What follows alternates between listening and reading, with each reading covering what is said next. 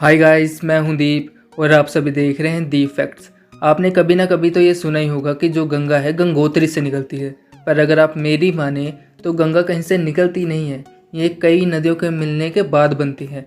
तो इससे के बारे में बात होगी इस वीडियो में, तो चलिए वीडियो शुरू करते हैं। आपने सुना होगा कि गंगा है वो उत्तरकाशी जिला के गंगोत्री शहर के पास जो गोमुख है वहाँ से निकलती है, पर ये ऐसा नहीं होता है। गंगा है कई नदियों के मिलने के बाद बनती है। तो ये नदियाँ कैसे बनती हैं, पहले इस पे बात कर लेते हैं हम। जो उत्तराखंड है वह उत्तर प्रदेश से 2000 ईस्वी में अलग हुआ था, और उत्तराखंड को हम मेनली दो भागों में बांटते हैं। पहला होता है कुमायूं और दूसरा होता है गढ़वाल। गढ़वाल में जो बहुत बड़े बड़े ग्लेशियर हिम पर्वत मौजूद हैं, जब इनसे बर्फ़ पिघलती है तो वो नदियों का रूप ले लेती है। तो यहीं से जो है नदियाँ शुरुआत होती है। अब ये हिम पर्वत बनते कैसे, इस पर भी हम बात कर लेते हैं। ये पर्वत है बहुत ऊंचे ऊंचे होते हैं, और जब ऊंचाई पे कोई चीज़ जाती है तो उसका जो है टेम्परेचर गिरने लगता है। जैसे आप एग्जांपल लीजिए कि जैसे हम धरती पे हैं तो हमें कई जगहों से जो है गर्मी मिल रही है। जैसे कोई सूरज से गर्मी आ रही है, आसपास की दीवारें गर्म है वहाँ से गर्मी आ रही है, ज़मीन गर्म है वहाँ से गर्मी आ रही है, तो हमारे टेम्परेचर नॉर्मल रहता है।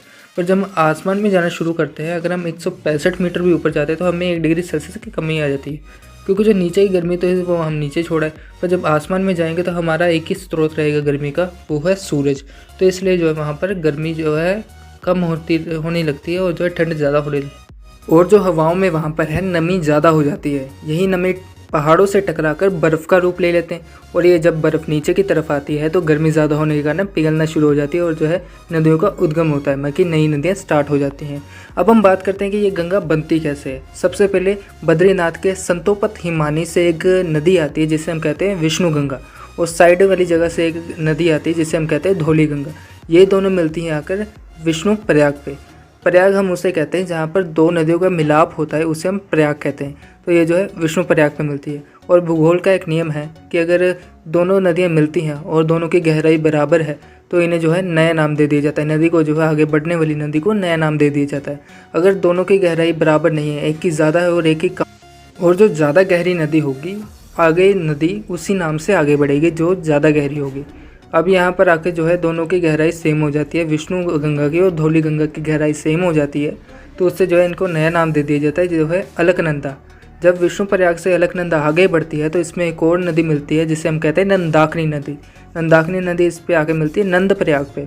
अब जो है नंदाकिनी नदी है कम गहरी और अलकनंदा ज़्यादा गहरी है, तो इसका जो है नाम अलकनंदा ही रहता है। और जब ये अलकनंदा नंद प्रयाग से आगे बढ़ती है तो इसमें एक और नदी आके मिलती है, वो है पिंडार गंगा। पिंडार गंगा भी जो है मिलती है यहाँ पर आगे कर्ण प्रयाग पे।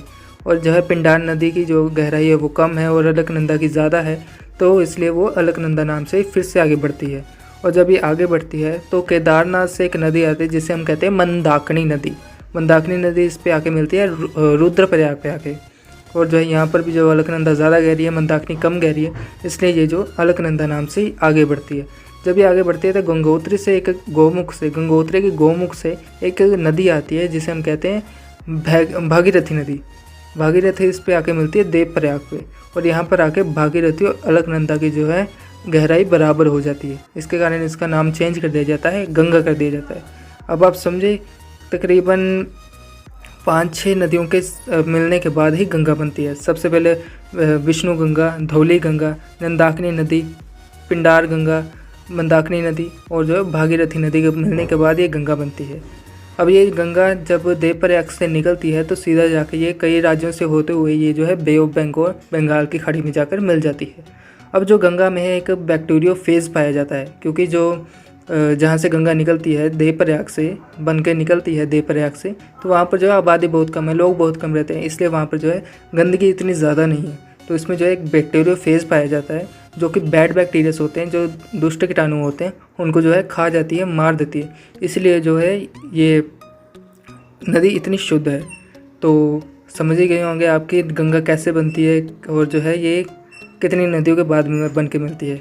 और हिंदू पुराण में एक आ गया है कि अगर कोई इन पंच प्रयागों को जो है सैर कर ले, यात्रा कर ले इनकी, तो उनका जो है जीवन सफल हो जाता है।